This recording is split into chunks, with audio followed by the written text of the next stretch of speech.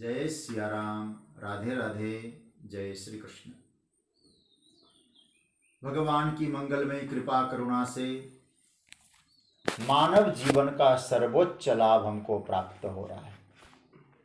ये भगवान की बड़ी कृपा है कि सत्संग की चर्चा में समय का सदुपयोग हो रहा है और हम लोग भगवान की दिव्य वाणी, जिसको भगवान ने गीता में कहा है, महात्म्य में, गीता में हृदयम पार्थ, हे अर्जुन गीता मेरा हृदय है।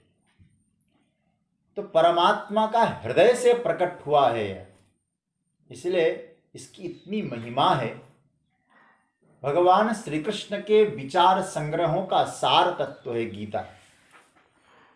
उस गीता में हम लोग चिंतन कर रहे हैं ज्ञान कर्म संन्यास योग, चौथा, उस पर भगवत कृपा से चिंतन का अवसर हमको प्राप्त हो रहा है।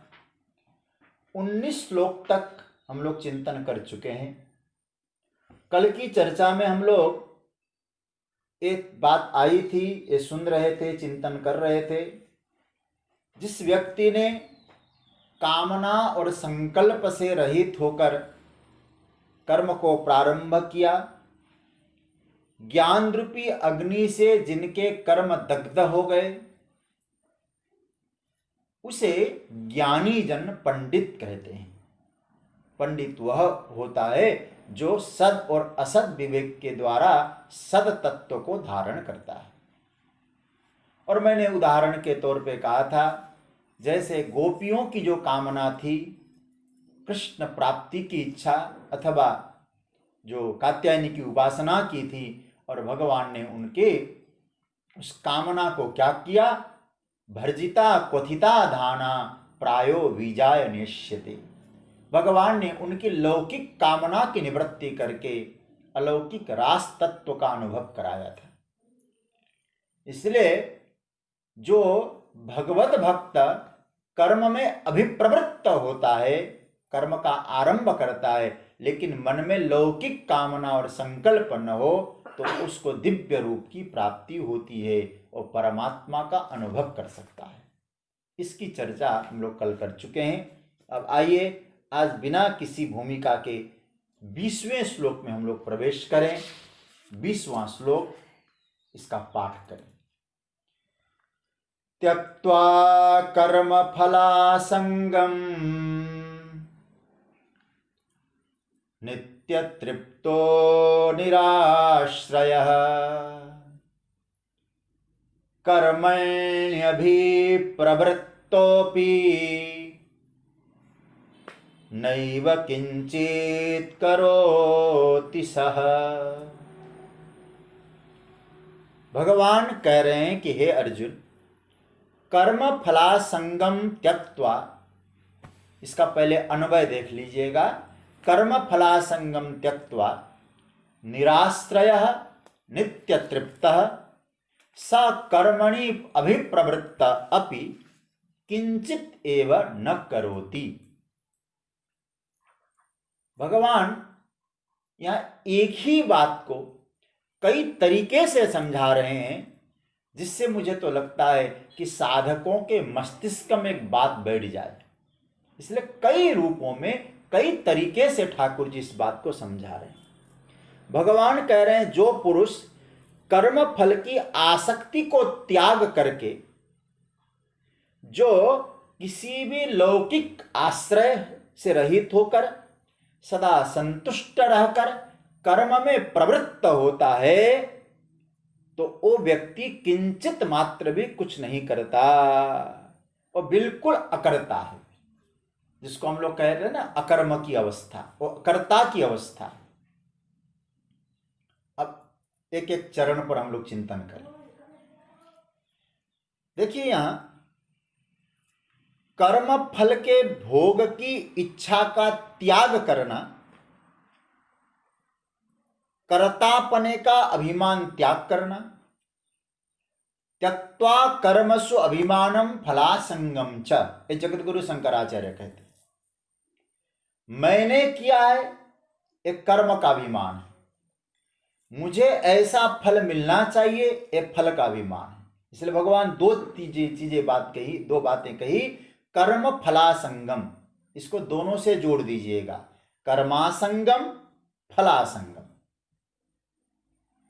इसके अलग अलग अर्थ है। एक कुछ महात्मा लोग कहते हैं कर्म फल की आसक्ति को त्याग करना, और कुछ संतों का मत है कर्म की भी आसक्ति होती है और फल की भी आसक्ति होती है।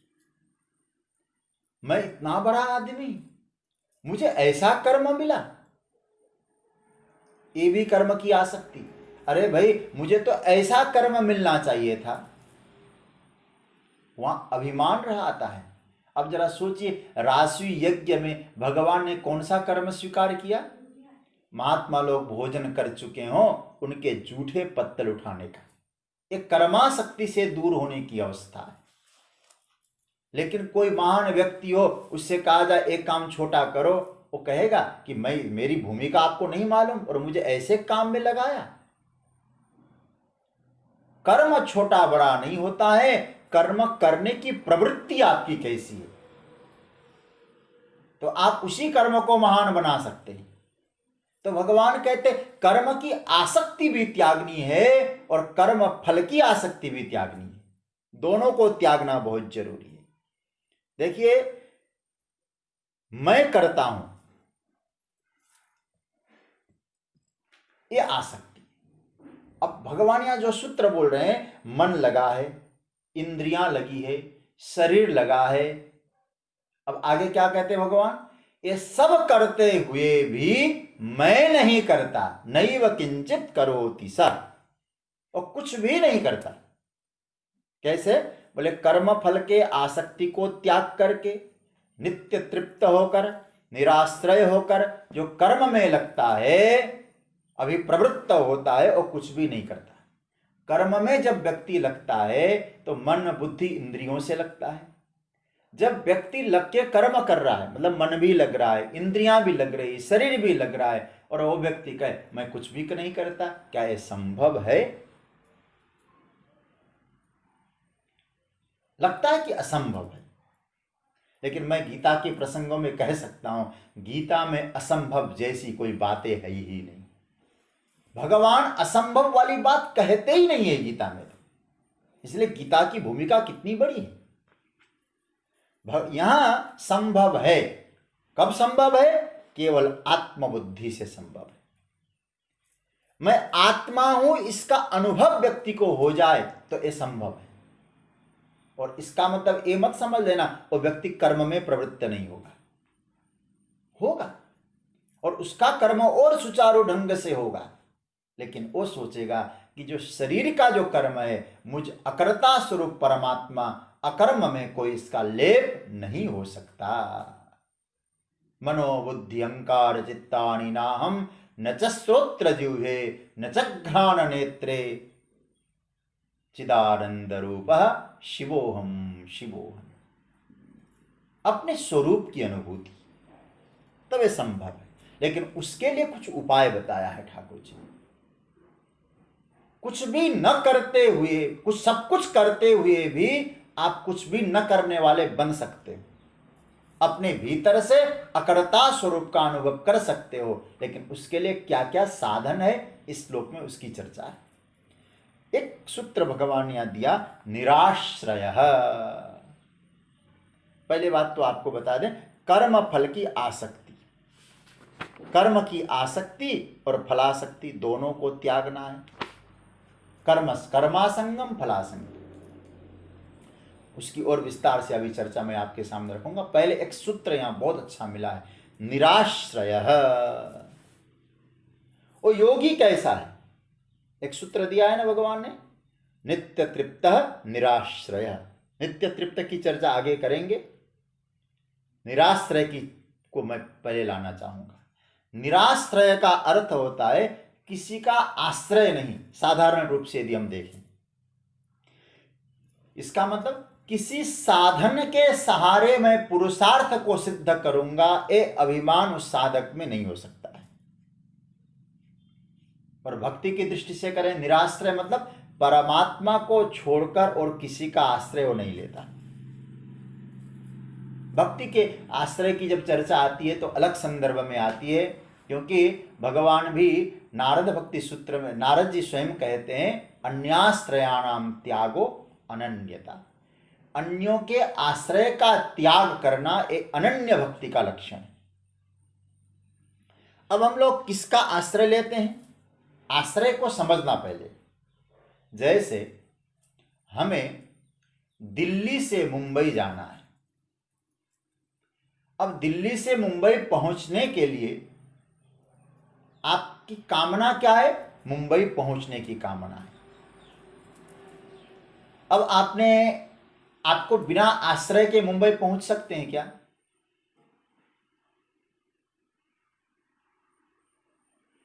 बिना आश्रय के तो हम मुंबई नहीं पहुंच सकते।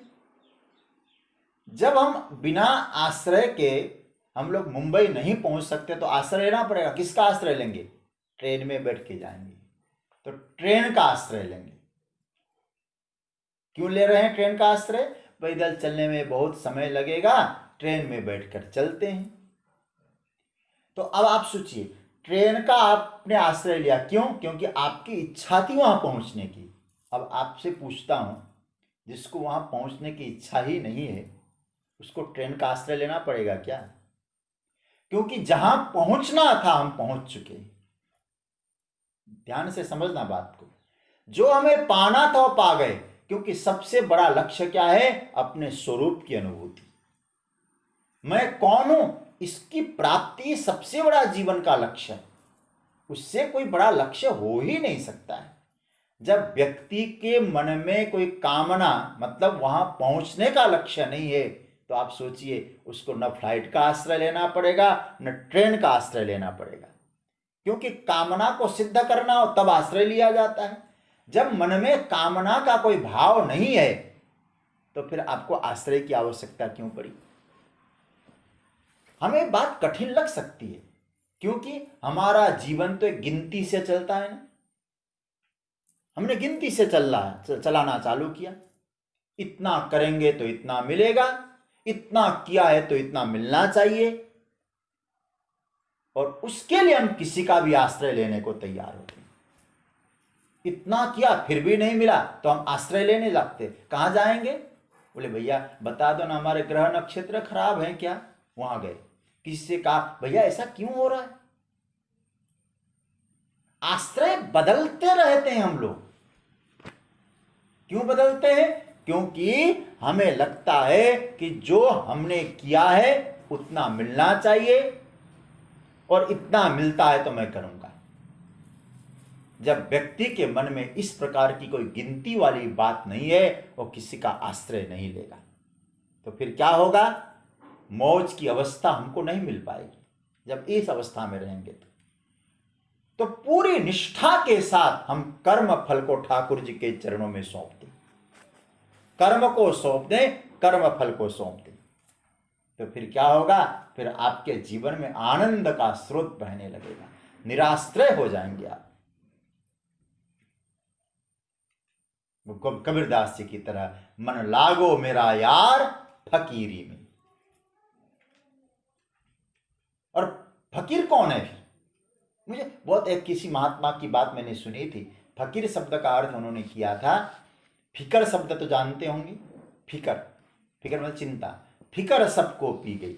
जब हमारी कामना पूर्ति नहीं होती, फिकर, फिकर सबको पी गई, फिकर सबकी पीर, जो फिकर को फांकी करे, फांकी मतलब पी जाए, उसका नाम फकीर। और फकीर बनना जो चिंता को भी चिंता मुक्त हो गया, क्योंकि जब कामना नहीं है तो चिंता नहीं रहेगी।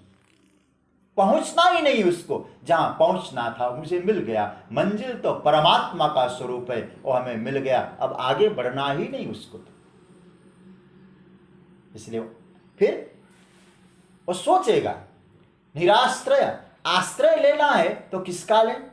क्योंकि वो जानता है संसार का आश्रय और क्योंकि परमात्मा का आश्रय मिल गया। जैसे कोई छोटा सा बालक होता है ना, अभी उसको ज्यादा लोगों से इतना परिचय नहीं है, और कई बालकों का स्वभाव होता है हर किसी के साथ जाते समय रोने लगते हैं, और रोते रोते उस बालक के सामने माँ आ जाए और माँ ने उस बालक को अपनी गोदी में रख लिया होगा, माँ का आश्रय मिल गया। आप ही बताइए, वो बालक फिर किसी के गोदी में जाने की कोशिश करेगा? नहीं करेगा। कभी कभी कब कर सकता है? जब उसको लगता है नहीं माँ से भी कोई ज्यादा मिलेगा, तब जा सकता है। लेकिन उसको मालूम है मेरी माँ पूर्ण है, वहीं रहेगा। तो हमारा जो परम आश्रय परमात्मा का स्वरूप, परमात्मा की गोदी मिल गई, फिर हम क्यों जाएंगे संसार का आश्रय की ओर? मुझे एक बहुत अच्छा श्लोक लगता है वैष्णव संत शिरोमणि श्री यमुनाचार्य जी महाराज का। वो कहते हैं कि एक भौरा है, भ्रमर है, और भ्रमर गन्ने की खेत में गन्ने को चूसने की कोशिश कर रहा है, स्वाद मिल नहीं पा रहा है। तो फिर उसको वही किसी ने मकरंद दिव्य अमृत तत्व का स्वाद दिला दिया, वो भौरा वहां चला गया। तो यमुनाचार्य जी कहते स्थितो रविंदे मकरंद निर्भरे मधुरसो मधुव्रतो नेक्षु रसम में वीक्षते। जिसने दिव्य रस को पा लिया होगा और फिर गन्ने की खेत में चूसने नहीं जाएगा गन्ना। तो संसार का जो आश्रय है उसे मालूम है ये पूर्ण देने वाला नहीं है, और बात भी सही है, क्षणिक आश्रय है। इसलिए यहां जो निराश्रय जो शब्द का प्रयोग किया है, संसार के आश्रय से बचिए जो परमात्मा तत्व का अनुभव करना चाहते हैं। क्योंकि संसार का आश्रय कब तक मिलेगा? क्योंकि वहां बिना हेतु के आश्रय कोई देगा नहीं, बिना कारण के कोई आश्रय देगा नहीं, कोई ना कोई कारण है तब आश्रय मिलेगा। और मुझे गोस्वामी जी की वो पंक्ति याद आ रही है, बिना कारण के प्रेम करने वाले दो ही होते हैं। कौन कौन? हेतु रहित जगत जुग उपकारी। शब्दों का ध्यान दें, शब्दों पर। हेतु रहित जगत जुग उपकारी, तुम तुम्हार सेवक असुरारी। या तो परमात्मा है या परमात्मा के सच्चे प्रतिनिधि संत है, दो ही। या तो संत है या भगवंत है, वही दो ही ऐसे होते हैं जो बिना किसी हेतु के आपको आश्रय दे सकते हैं। नहीं तो जो भी आश्रय देगा कोई न कोई हेतु उनके मन में रहेगा ही रहेगा।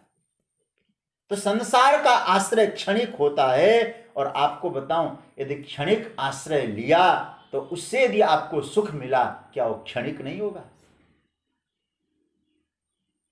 तो भगवान यहां कह रहे निराश्रय। और जो परमात्मा, और एक बात समझ लेना, एक टेम्पररी आश्रय होता है, परमानेंट आश्रय होता है। परमानेंट आश्रय तो परमात्मा है, और जगत का आश्रय जगदाधार है, और संसार का आश्रय टेम्परेरी है, परमानेंट नहीं है। जब उसको परमानेंट आश्रय मिल गया फिर कहां जाएगा उधर? ब्रह्मानंद का स्वरूप मिल गया, परमानंद ही शाश्वत है, उसका आश्रय उसको मिल गया। इसलिए वो क्या होता है? निराश्रय, परमात्मा के आश्रय में रहेगा। परमात्मा को छोड़कर सोचेगा ये जो आश्रय मैं लेने जा रहा हूं, ये आश्रय हमारे लिए शाश्वत नहीं हो सकता है। तो मैं आपसे कहूं, स्वीकार सबको करो, लेकिन भीतर से आश्रय परमात्मा को छोड़कर किसी का मत लो। कोई योगी होता है निराश्रय। और दूसरा सूत्र आपके सामने रख रहा हूं, इसकी समय समय पे चर्चा करते रहेंगे, विचार करते रहेंगे। तो कहते हैं नित्य तृप्तो निराश्रय। निराश्रय की कुछ बातें आ गई अभी और स्पष्टीकरण ठाकुर जी शायद कर दें तो ठीक है, स्मरण में आ जाए तो। नित्य तृप्त। देखिए, तृप्ति शब्द तो आप जानते होंगे। जैसे कोई व्यक्ति भोजन कर चुका है, भूख लगी थी, और भूख लगने के बाद उसको भोजन मिल गया। भोजन मिलने के बाद उसे क्या अनुभव हुआ? तृप्ति का अनुभव हुआ। अब आप बताइए, उसका पेट भर गया, उसने डकार मारी, तृप्ति हो गई उसको, सुबह का भोजन किया हुआ है। अब शाम को फिर भूख लगी कि नहीं लगी? लगी। तो क्या उसकी तृप्ति खत्म हो गई? तृप्ति वो चली गई, क्योंकि दोबारा फिर भूख लगी। तो भगवान का जो आश्रय लेता है वो हमेशा नित्य तृप्त होता है। तृप्ति भीतर से प्रकट होती है। याद रखिएगा, संसार का जो आश्रय है, संसार का जो सुख है, आपको नित्य तृप्त नहीं करा सकता। यदि वो तृप्त कराएगा भी तो क्षणिक तृप्त कराएगा, कुछ क्षण के लिए तृप्त कराएगा, फिर दोबारा चालू हो जाएगा। नित्य तृप्त। इसलिए भगवान श्री कृष्ण गीता के 18वें अध्याय में जाकर एक सूत्र देते हैं, सुख। संसार का सुख जो हमको प्राप्त होता है वो कैसा होता है, किस प्रकार के सुख का अनुभव होता है?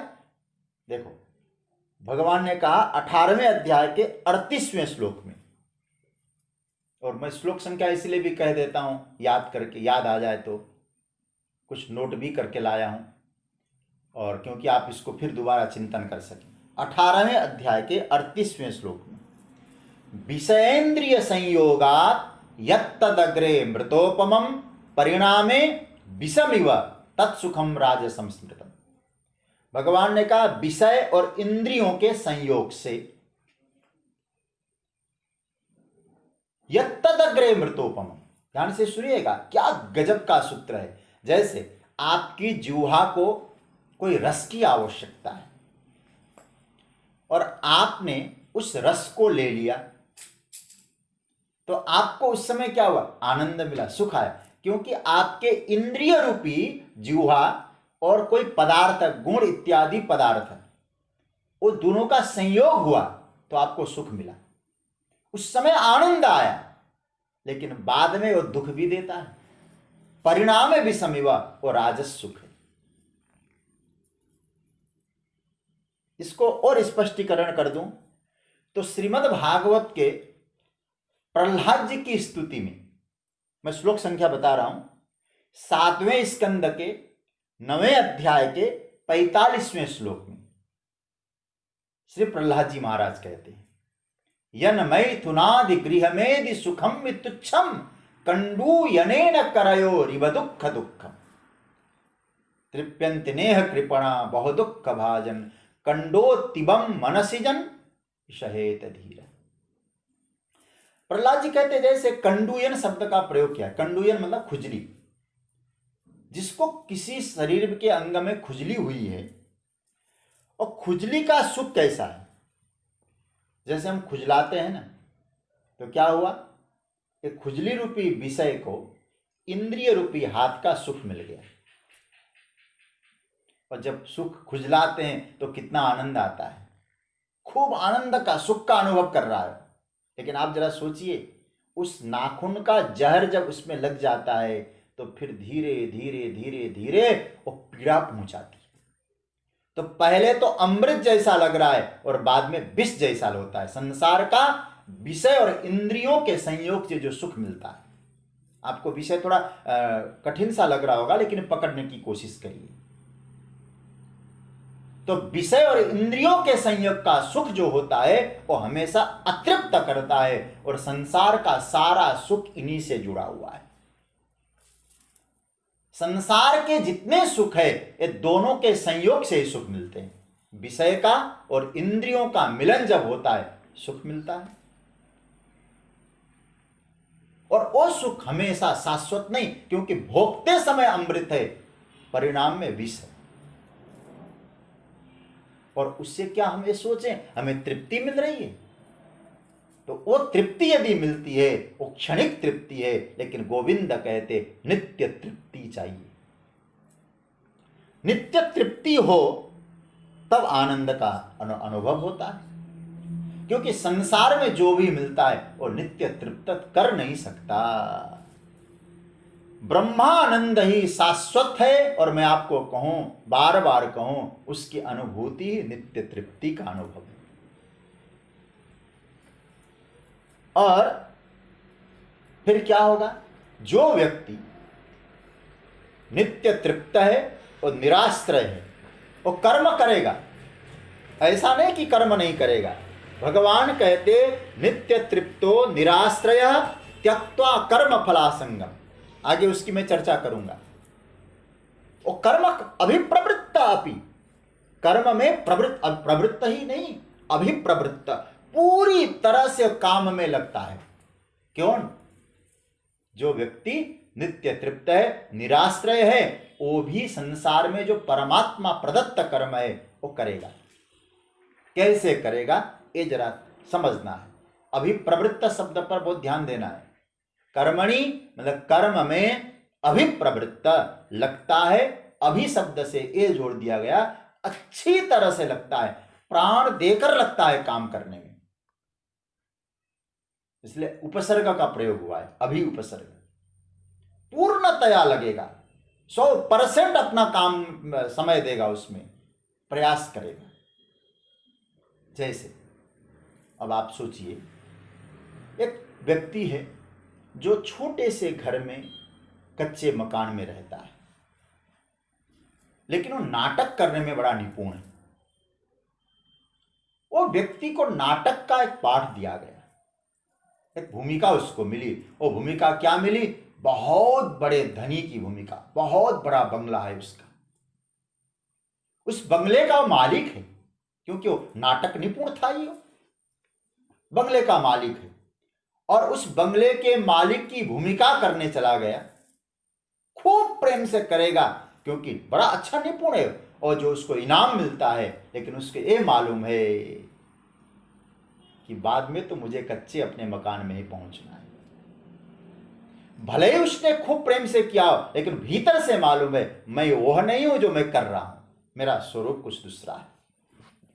नाटक कर रहा हूं, और नाटक में 16 आना प्रयास करेगा, 100% देगा वो, लेकिन वो भी सोचेगा जिस समय नाटक बंद हो जाए मुझे वहीं पहुंचना है।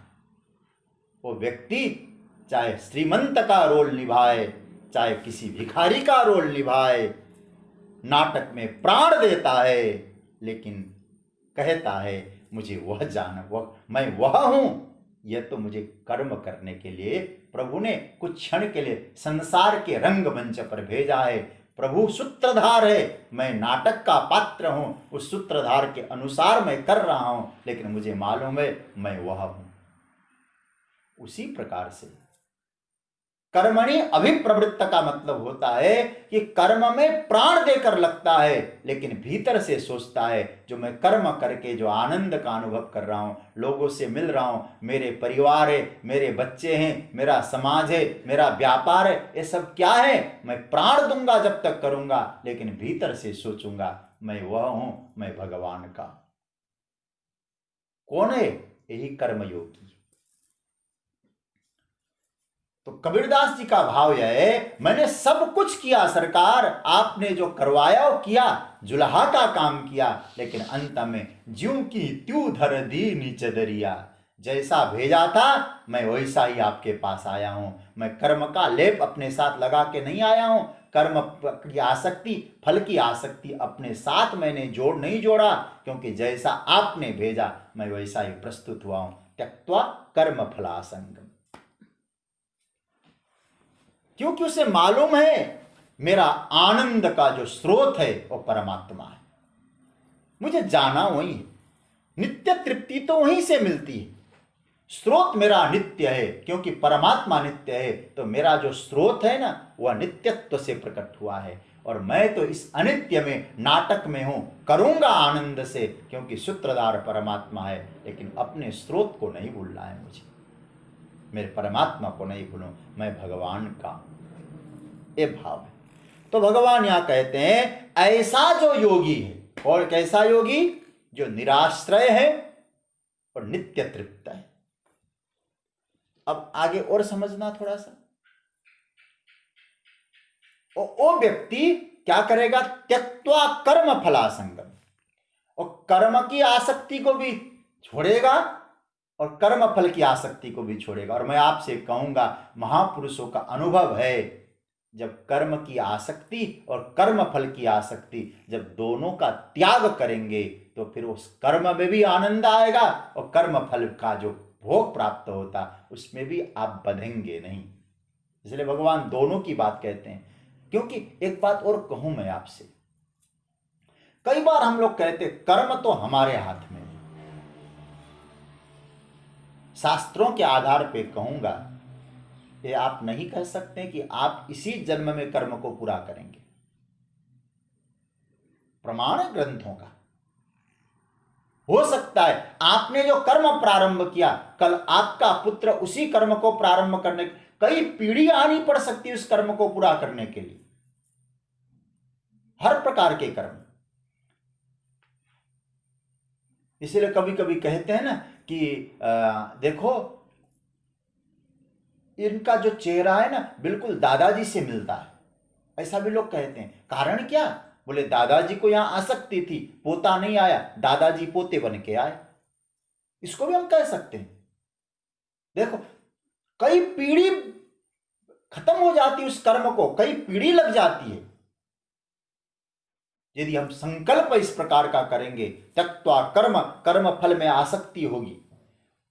अब हम देखिए दूसरा दृष्टांत समझ लें, साधारण नहीं बड़ा दिव्य दृष्टांत है।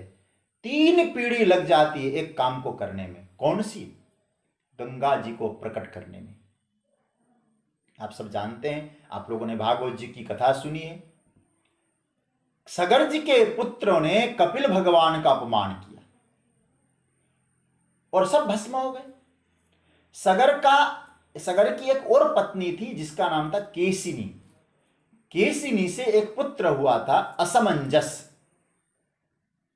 असमंजस का पुत्र हुआ अंशुमान। अब सगर के पुत्रों का उद्धार करने के लिए कपिल भगवान ने कहा गंगा जी को लाना पड़ेगा। अब आप सोचिए जरा, अंशुमान कौन हुए? सगर के नाती हो गए, पौत्र हो गए, पोते हो गए। तो सगर के पोते अंशुमान जी गंगा जी को लाने के लिए तप करते हैं। गंगा जी नहीं आ पाती, संकल्प किया था। और दूसरा, अंशुमान के बाद, अंशुमान जी के बाद आए उनके पुत्र दिलीप जी, वो भी नहीं ला पाए। दिलीप के बाद आए भगीरथ।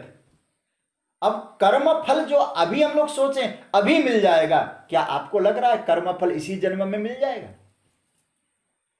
कई बार तो ऐसा भी हो सकता है हमने जो कर्म किया है पता नहीं कौन सी पीढ़ी में जाके वो कर्म फल मिले हमको।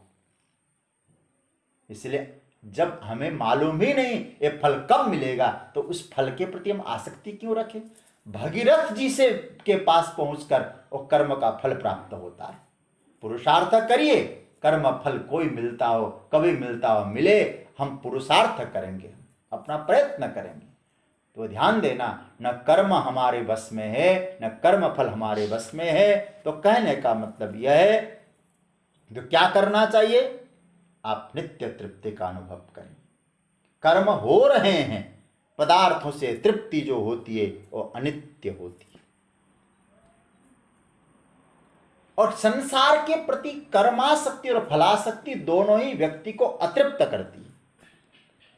अब एक छोटी सी बात कहूं, कर्म फलासंगम वाली बात आती है ना, कर्मासंग और फलासंग, यदि दोनों को जोड़ दें, जब हम काम करते हैं, कर्म करते हैं, 3 जगह हमारी आसक्ति होती है। 3 जगह, 2 जगह है ऐसे तो कर्म में और फल में, लेकिन हम 3 जगह हम जोड़ देते हैं समझने के लिए। मुख्य तो कर्म में और फल में है। लेकिन बीच की एक बात और कह दूं मैं, कर्म में और फल में आसक्ति, लेकिन कभी कभी कर्म की सामग्रियों में भी आसक्ति होती है। जैसे जो कर्म है और दूसरा कर्म की सामग्री है और तीसरा है कर्म का फल, इनमें आसक्ति होती है। अब भगवान कहते त्यक्त्वा कर्म फलासंगम, बोले इनसे तुमको संबंध विच्छेद करना पड़ेगा। बहुत प्रैक्टिकली बात भगवान कह रहे हैं। इन तीनों से, किसी से? कर्म से, कर्म करने की सामग्रियों से, क्योंकि बिना सामग्री के, बिना साधन के आप कर्म तो कर नहीं सकते, और तीसरी और कर्म फल से। तीनों से की जो प्रति जो आप हमारी आसक्ति है उसको विच्छेद करना पड़ेगा। हटाना पड़ेगा, उसके जो गांठ है उसको खत्म करना पड़ेगा, गांठ खोलना पड़ेगा। कैसे करें फिर? अब मैं जो कर्म की सामग्री बता रहा हूं ना, ये हमारी इंद्रियां हैं, क्योंकि इंद्रियां कर्म को करने में सामग्री का काम करती है। तो कभी कभी क्या होता है, कर्म में तो आसक्ति होती है ना, इन इंद्रियों में भी आसक्ति होती है, इंद्रियों में भी आसक्ति होती है हमारी। अब मैं उस विषय की गहराई में नहीं जाऊंगा, आप बात भी समझ जाएंगे। देखिए, तो अब इसको एक उदाहरण से मैं आपके साथ बात रखना चाहूंगा। एक राजा है, एक दृष्टांत से बात को समझ लीजिए। कर्म फलासंगम की चर्चा मैं कर रहा हूं, त्यक्त्वा, उसको त्यागना। एक राजा है, राजा को युद्ध करना है, तो राजा ने सैनिकों की व्यवस्था की। अब सैनिकों से कहा राजा ने, आप लोग जाकर युद्ध करिए। और सैनिकों ने बड़े मनोयोग से युद्ध किया। राजा के सैनिकों ने युद्ध करके परपक्ष को, दूसरे पक्ष को, शत्रुओं को हरा दिया, विजय प्राप्त की उन्होंने। और विजय प्राप्त करके जब लौटे तो अगले दिन वाह वाह हुई, फलाने राजा को विजय श्री हासिल हुई। अब आप सोचिए, कर्म फल का भागी कौन बना? राजा। कर्म किसका है? राजा का। कर्म की सामग्री कौन दे रहा है? राजा दे रहा है। जैसे ये युद्ध करना है, इसका मतलब कर्म का प्रेरक कौन हुआ? राजा हुआ। अब हमारे पास जो उन्होंने, जो राजा ने सामग्री दी, बंदूकें, घोड़े, तलवार, जो कुछ प्रदान की, किसने दी? राजा ने दी। अब राजा का कर्म, राजा की सामग्री, और कर्मफल का भागी कौन होगा? हम होंगे कि राजा होगा? राजा होगा। उसी तरह से त्यक्त कर्म फलासंगम, तो कर्म भी परमात्मा की प्रेरणा से मिली। कर्मफल की सामग्री जो इंद्रियां दी है, वो किसने दिया? वो भी परमात्मा ने दिया। तब हम जो कर्म करते हैं उसका फल भाजन भी भगवान ही है, ऐसा सोचकर हम लोग कर्म करें, क्योंकि राजा को मिलता है। सैनिकों को फलभागी नहीं बनाया जा सकता है। उसी तरह से भीतर से हम लोग ये सोचें, हे प्रभु, जो कर्म मुझे आप दे रहे हैं, मैं उस कर्म में लगूंगा, अभिप्रवृत्त रहूंगा, क्योंकि ये कर्म का प्रेरक आप हैं। और कर्म करने का मन, बुद्धि, इंद्रियां, आंख, नाक, ये सब जो आपने दिया है, हाथ पैर, ये सब किस? बुद्धि, ये सब आपके दिए हुए सामग्रियां हैं। अब आपकी दी हुई सामग्री से आपके लिए हम कर्म कर रहे हैं, तो फल कौन मिले? फिर किसको मिले? फल भी आपको समर्पित करते हैं। इसलिए बहुत सुंदर एक श्लोक है यहाँ, यत् कृतम, यत्, गीता का श्लोक नहीं है लेकिन महापुरुषों ने कहा है, यत् कृतम यत् करिष्यामि तत्सर्वम न मया कृतम त्वया कृतम च फलभुक् त्वमेव मधुसूदन।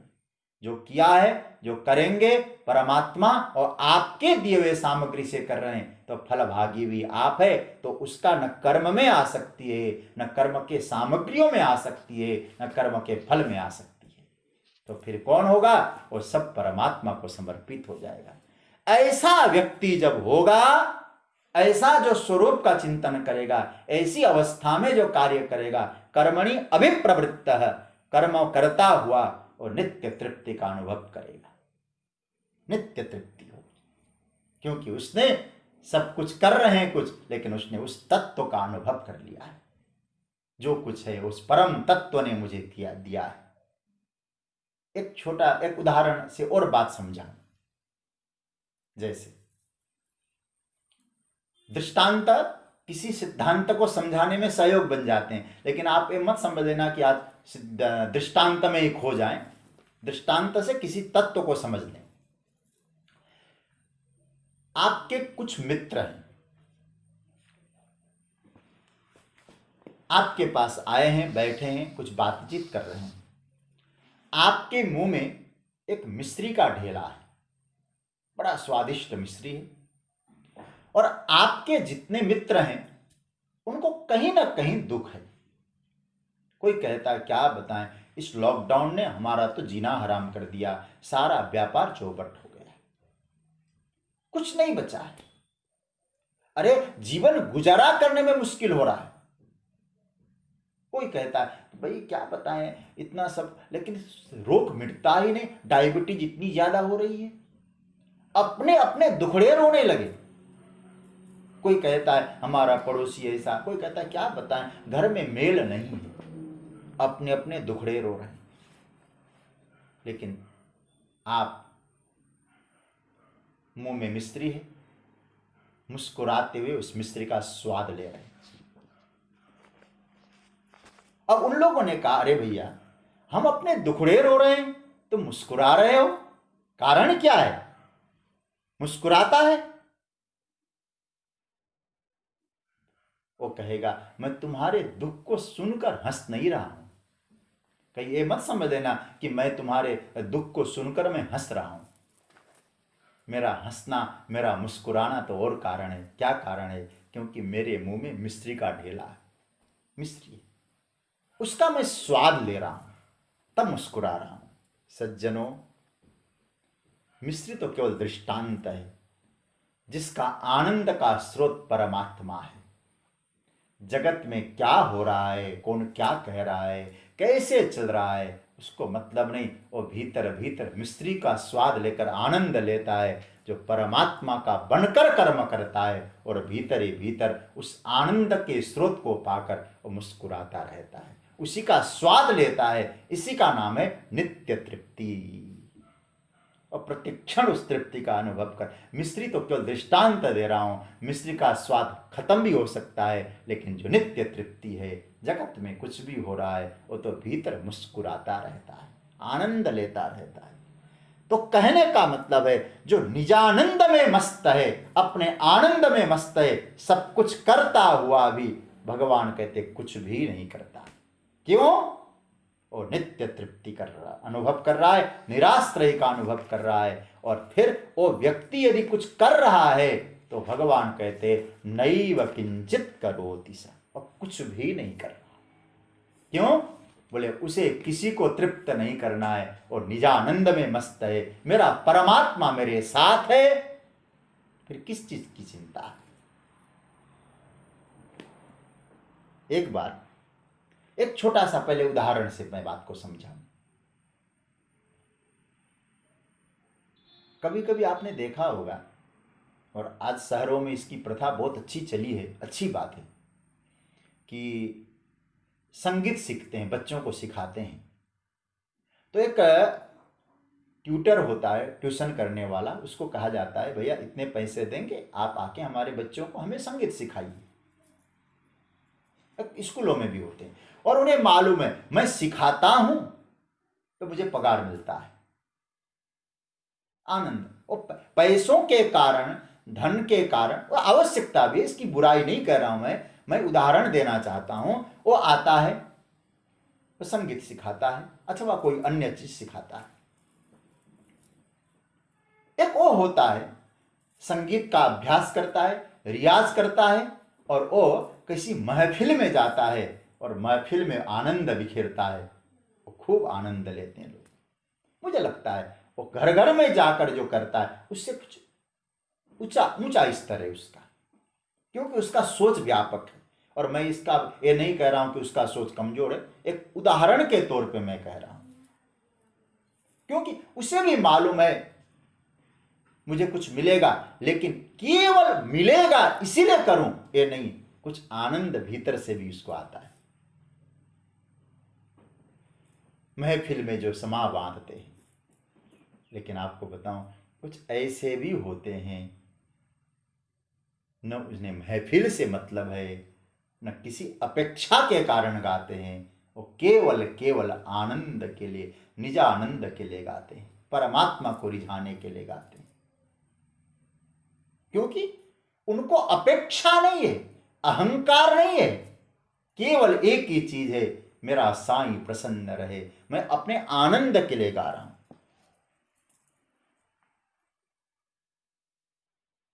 एक कथा से मैं और बात को स्पष्ट समझाऊं।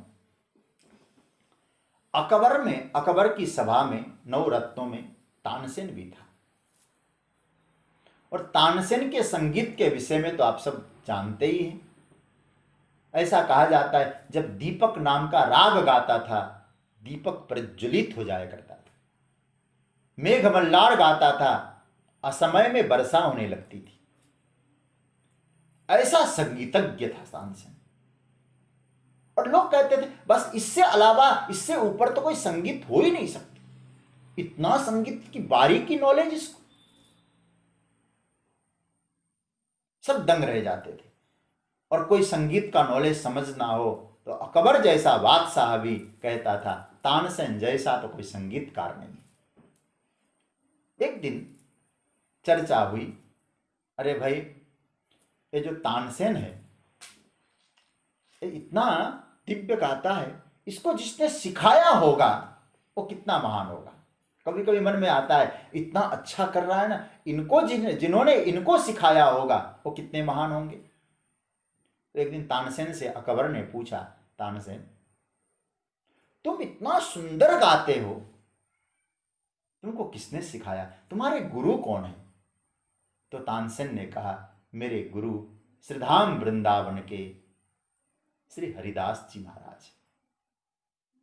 और जो संगीत का थोड़ा बहुत नॉलेज रखते हैं उन्हें मालूम है हरिदास जी के नाम से बहुत सारे अवार्ड भी है संगीत के। संगीत सम्मेलन उनके नाम से होता है।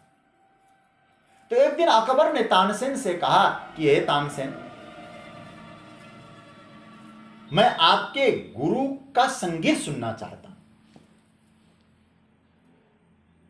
मुझे किसी भी तरह से सुना दो। बोले नहीं हो सकता, असंभव, इम्पॉसिबल, क्योंकि तुझ उनका संगीत सुन ही नहीं सकता। यमुना जी के तट पे निवास करते हैं, तो दिल्ली का बादशाह है और वो तुम्हें सुनाने न कभी आएंगे। तो अकबर ने कहा हमें सुनाने नहीं आएंगे तो कोई बात नहीं, हम जाके तो सुन सकते। बोले तुम लाख कोशिश करो, तुम्हारे कहने पे गाएंगे ही नहीं। तो अब क्या होगा, मुझे सुनना है। और तानसेन ने से जिद पकड़ लिया अकबर ने। तो तानसेन ने कहा, अकबर बादशाह एक ही उपाय हो सकता है, छिप के चले जाएं हम लोग। सुबह वो ब्रह्म मुहूर्त में 2:30-3 बजे जगते हैं, यमुना जी में स्नान करते हैं और परमात्मा को बहुत आनंद से संगीत सुनाते हैं। छिप के चलेंगे। अकबर ने बात को मान ली, कबूल कर ली।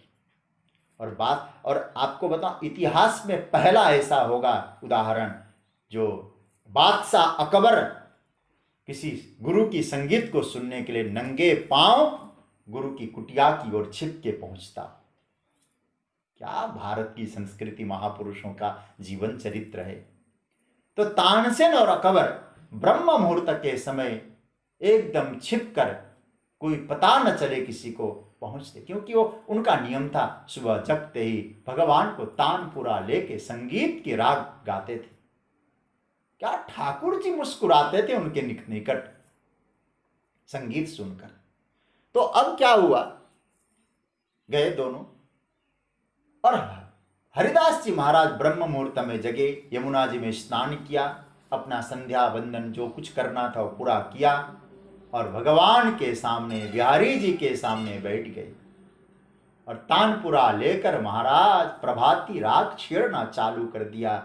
और जैसे ही महाराज वो राग गाने लगे, मंत्र मुक्त हो गया बादशाह अकबर और ऐसा करुण राग छेड़ दिया है, कहते हरिदास जी के आंखों से आंसू बरसने लगे और आंसुओं से उनके वस्त्र भीगने लगे।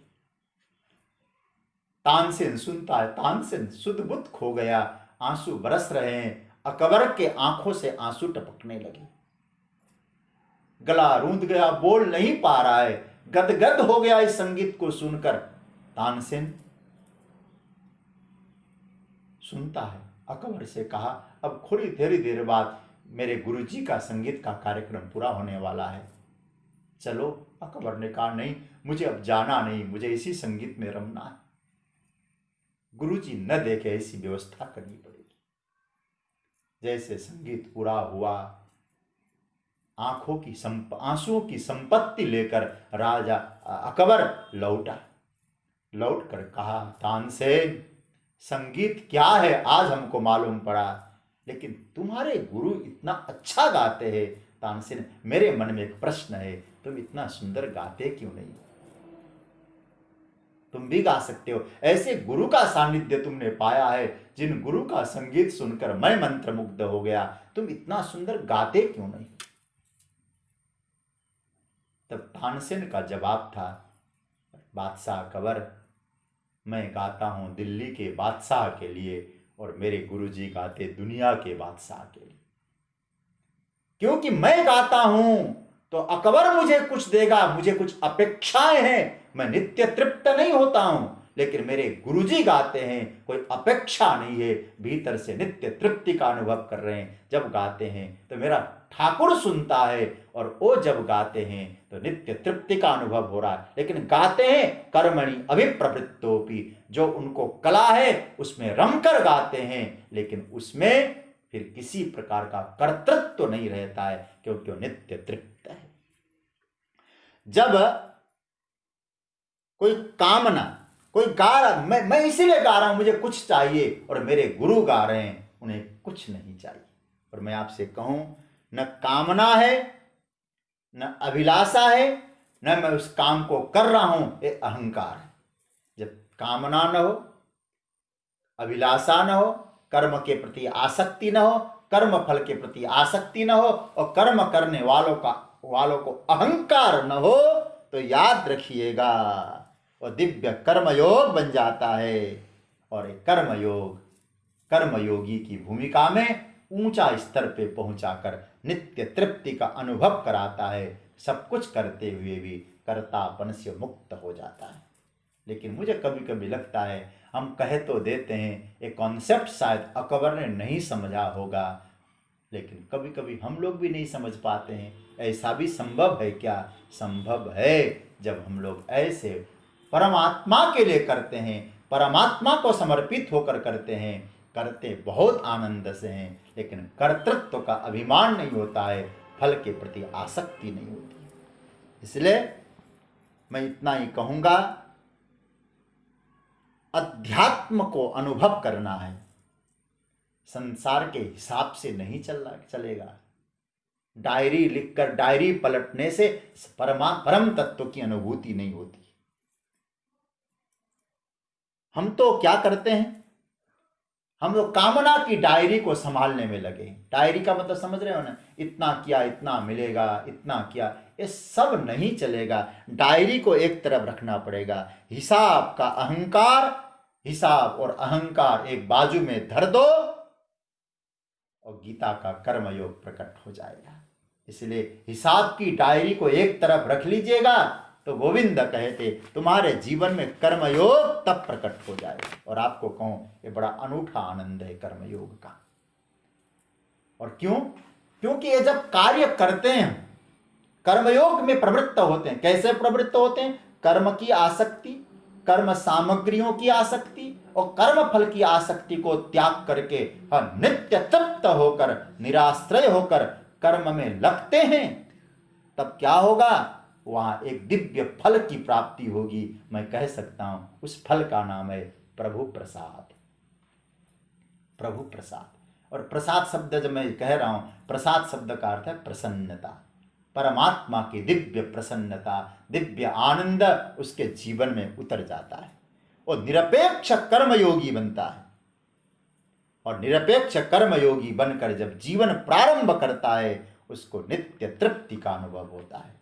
और भगवान कहते हैं, कर्मणि अभिप्रवृत्तोपि, कर्म में अच्छी तरह से वो लगता है, कुशलता पूर्वक लगता है, सेवा भाव से लगता है, अपेक्षा रहित होकर लगता है, लेकिन किसी प्रकार का उसको कर्म बंधन नहीं छूता। फिर भी कह सकते हैं और कुछ भी नहीं करता है, क्योंकि नहीं करता, संसार के लिए नहीं करता, परमात्मा के लिए करता है।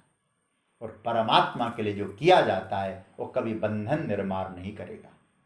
संसार के लिए जो करते हैं, डायरी के हिसाब से करते हैं, बंधन वहां प्रकट होता है। और परमात्मा के लिए करते हैं, करते आनंद से हैं, लेकिन बंधन निर्माण नहीं होता। और परमात्मा के लिए जो किया जाता है ना, वो सब के लिए फिर हमारे उन्नति में कारक होता है, हमें और दिव्य।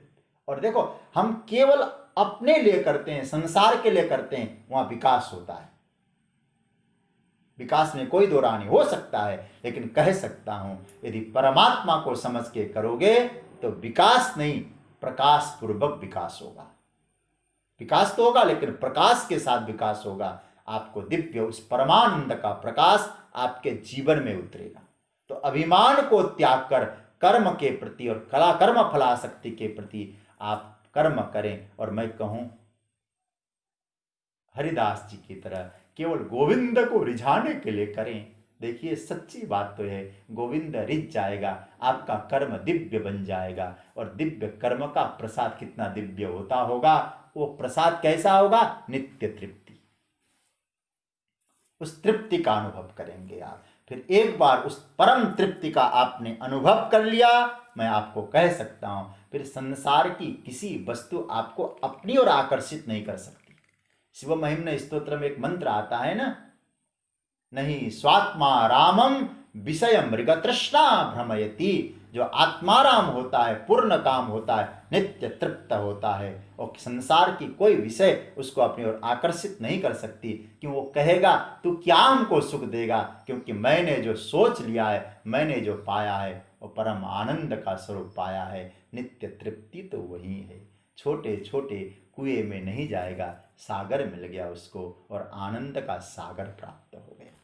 इसलिए इस श्लोक का यह भाव है, त्यक्त्वा कर्म फला संगम नित्य तृप्तो निराश्रय कर्मण्यभि प्रवृत्तोपि नैव किंचित करोति स। जो कर्म फल की आसक्ति को त्याग करके, निराश्रय हो करके, नित्य तृप्त हो करके कर्म में जो प्रवृत्त होता है, वो नैव किंचित करोति, और कुछ नहीं करता है। क्योंकि संसार के लिए कुछ नहीं कर पाता करता कारण, और परमात्मा के लिए करता है।